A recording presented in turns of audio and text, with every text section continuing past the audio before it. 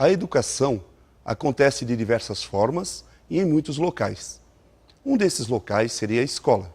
Na escola, trabalha-se, na maior parte do tempo, com conhecimento formal, organizado para que o aluno aprenda determinados assuntos que a sociedade vigente considera importante. Para que haja um ensino-aprendizagem na escola, o fundamento para que este fenômeno ocorra são usadas as teorias de conhecimento.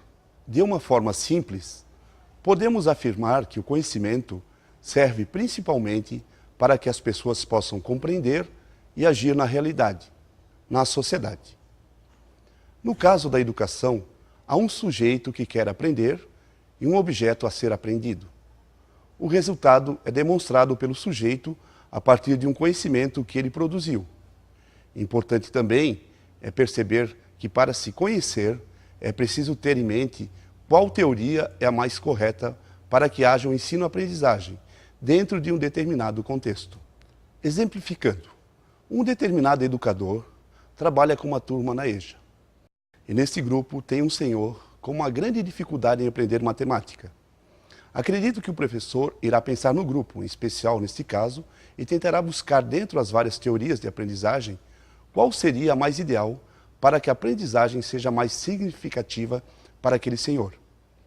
Foi preciso uma teoria de conhecimento, especificamente ligada à teoria de aprendizagem, para que o professor pudesse superar o desafio em sala de aula. Você já começou a perceber como esses elementos fundamentais para que ocorra a educação estão intimamente ligados? Teorias de conhecimento, teorias de aprendizagem, teorias curriculares não podem ser pensadas separadamente. Tanto as teorias de aprendizagem como as teorias de currículo são, na sua essência, teorias de conhecimento. Por sua vez, somente existem as teorias do conhecimento porque há um sujeito que se relaciona com a realidade e quer compreendê-la, e precisa agir nela para sua própria sobrevivência e existência. Nesse sentido, é fundamental que o professor conheça com mais profundidade a realidade que está inserido, conheça a história de vida dos alunos, a história da localidade e a realidade sociocultural em que leciona. O currículo, por sua vez, é formado sempre por um recorte intencional dos vários conhecimentos produzidos em sociedade.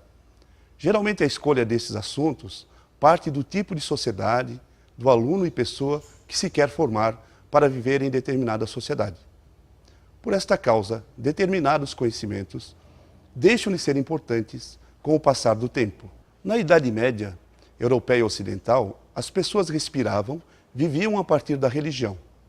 O conhecimento mais importante era a teologia, o estudo de Deus e das coisas que estão relacionadas com ele.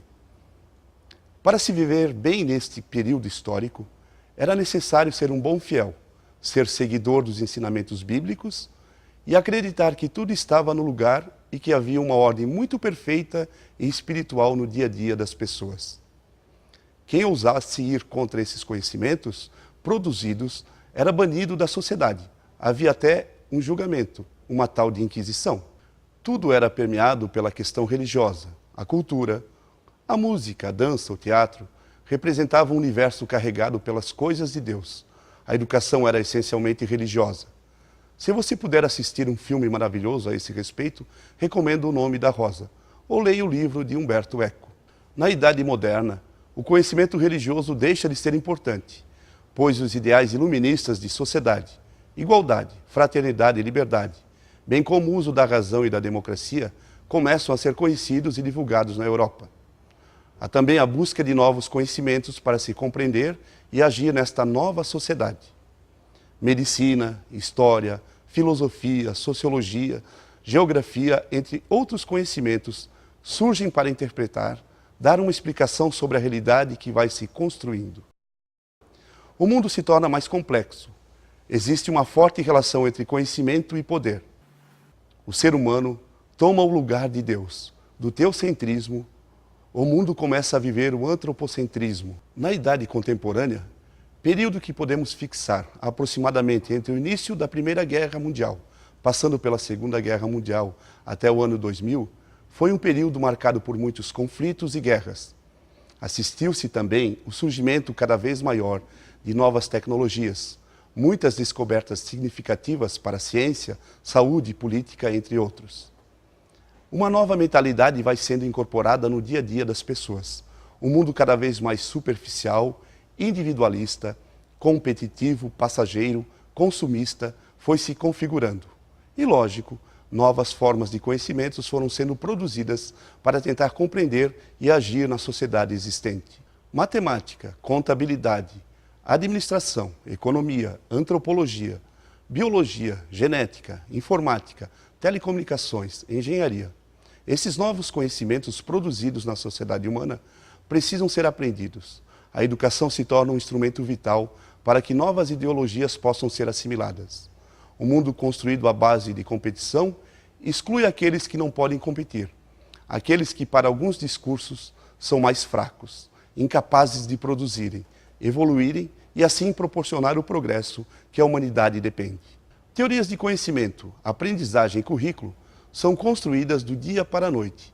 Modas na educação é que não faltaram e não faltam. O ser humano sai de cena e o materialismo assume o centro das atenções. O que importa agora é adquirir, ter os bens materiais que trarão felicidade imediata. Para você, pós-graduando, o mais importante nesta disciplina é perceber que os fundamentos da educação devem ser primeiro percebidos a partir de uma visão geral, para depois pensar na especificidade, pois o que sustenta a educação é a relação entre teoria e prática, a praxis. Com o entendimento básico das diversas teorias do conhecimento produzidas, você, professor, poderá analisar e compreender os diferentes programas e movimentos que já foram implementados na EJA, em nosso país, em diversos momentos históricos, nas suas diversas concepções. E também compreender a atual configuração da sociedade mundial e sua relação com a educação. Estamos em uma encruzilhada. Visões de sociedade se chocam, se degladiam. Uma do consumismo, outra do respeito ético e preservação planetária. E ainda uma via que busca unir as duas vertentes. O século XXI está apenas começando e você terá muito trabalho à frente.